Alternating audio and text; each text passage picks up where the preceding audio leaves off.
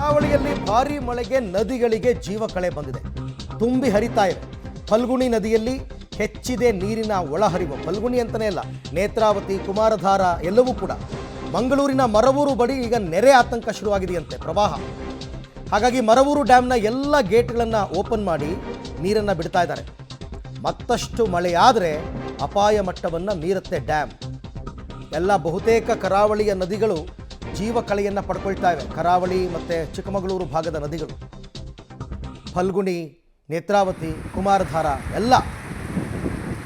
ಈ ಬಗ್ಗೆ ಮತ್ತಷ್ಟು ಮಾಹಿತಿ ನನ್ನ ಕೊಲೀಗ್ ಸುಕ್ಪಾಲ್ ಅವರಿಂದ ಪಡ್ಕೊಳ್ಳೋಣ. ಸುಕ್ಪಾಲ್, ಈಗ ಜಲಾಶಯಗಳೆಲ್ಲವೂ ಕೂಡ ಅಪಾಯದ ಮಟ್ಟಕ್ಕೆ ಬರ್ತಾ ಇವೆ, ನದಿಗಳು ಜೀವ ಕಳೆಯನ್ನು ಪಡ್ಕೊಳ್ತಾ ಇವೆ. ಸೊ ಅಪಾಯದ ಸನ್ನಿವೇಶ ಏನಾದರೂ ಎದುರಾಗೋ ಸಾಧ್ಯತೆ ಇದೆಯಾ ಅಂತ?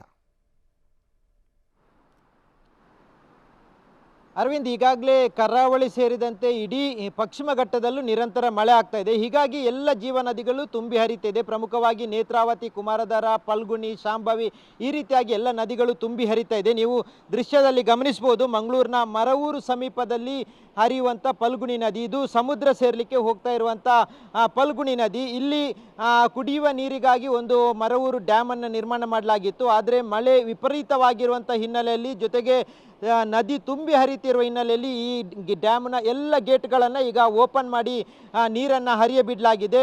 ನಿರಂತರವಾಗಿ ಸುರಿಯುತ್ತಿರುವಂಥ ಮಳೆ ಈ ಭಾಗದಲ್ಲಿ ಮಾತ್ರ ಅಲ್ಲ, ಮೇಲ್ಭಾಗದಲ್ಲೂ ಪಶ್ಚಿಮ ಘಟ್ಟದಲ್ಲೂ ನಿರಂತರ ಮಳೆ ಸುರಿತಾ ಇದೆ. ಹಾಗಾಗಿ ತಗ್ಗು ಪ್ರದೇಶಗಳಿಗೆ ನದಿಯ ನೀರು ನುಗ್ಗುವಂಥ ಭೀತಿ ಇದೆ. ನೀವು ಡ್ಯಾಮ್ನ ಮೇಲ್ಭಾಗದಲ್ಲಿ ಗಮನಿಸಬಹುದು ಅರವಿಂದ್, ಸಂಪೂರ್ಣವಾಗಿ ನೀರು ತುಂಬಿ ಹೋಗಿದೆ.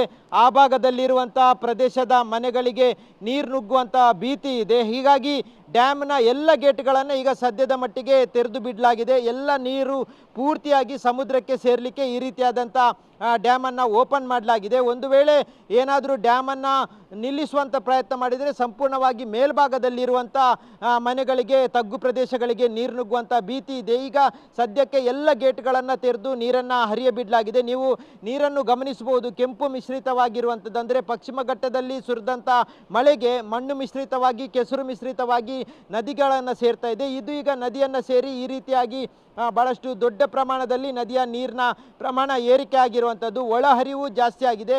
ಹೀಗಾಗಿ ಪ್ರತಿ ಬಾರಿಯೂ ಹೆಚ್ಚಿನ ಮಳೆ ಆದಂಥ ಸಂದರ್ಭದಲ್ಲೂ ಈ ಡ್ಯಾಮ್ನ ಮೇಲ್ಭಾಗಕ್ಕೂ ನೀರು ಹರಿಯುತ್ತದೆ. ಮೇಲ್ಭಾಗದಲ್ಲೂ ಸಂಪೂರ್ಣವಾಗಿ ಡ್ಯಾಮ್ ಮುಳುಗಡೆ ಆಗುವಂಥದ್ದು ಇದೆ. ಈಗ 2 ದಿನದ ಮಳೆಯಲ್ಲೇ ಇಷ್ಟೊಂದು ದೊಡ್ಡ ಪ್ರಮಾಣದಲ್ಲಿ ನೀರು ಮೇಲ್ಭಾಗದಿಂದ ಹರಿದು ಬರ್ತಾ ಇದೆ. ಹೀಗಾಗಿ ಡ್ಯಾಮನ್ನು ತೆರೆದು ಓಪನ್ ಆಗಿ ಬಿಡಲಾಗಿದೆ. ಮತ್ತಷ್ಟು ಮಳೆ ಆಗುವಂಥ ಭೀತಿ ಇದೆ. ಹಾಗಾಗಿ ಆ ಸಂದರ್ಭದಲ್ಲಿ ಮತ್ತಷ್ಟು ನೀರಿನ ಪ್ರಮಾಣ ಏರಿಕೆ ಆಗುತ್ತೆ. ಮತ್ತು ಪಶ್ಚಿಮ ಘಟ್ಟದಲ್ಲಿ ಏಕಾಏಕಿ ಮಳೆ ಆದಂಥ ಸಂದರ್ಭದಲ್ಲಿ ಏಕಾಏಕಿಯಾಗಿ ನದಿಯ ನೀರು ಒಳಹರಿವು ಹೆಚ್ಚಾಗುತ್ತೆ. ಆ ಸಂದರ್ಭದಲ್ಲಿ ಏನೂ ಮಾಡಲಿಕ್ಕೆ ಸಾಧ್ಯ ಆಗೋದಿಲ್ಲ. ಹಾಗಾಗಿ ಈಗ ಎಲ್ಲ ಗೇಟ್ಗಳನ್ನು ತೆರೆದು ನೀರನ್ನು ಬಿಡಲಾಗಿದೆ.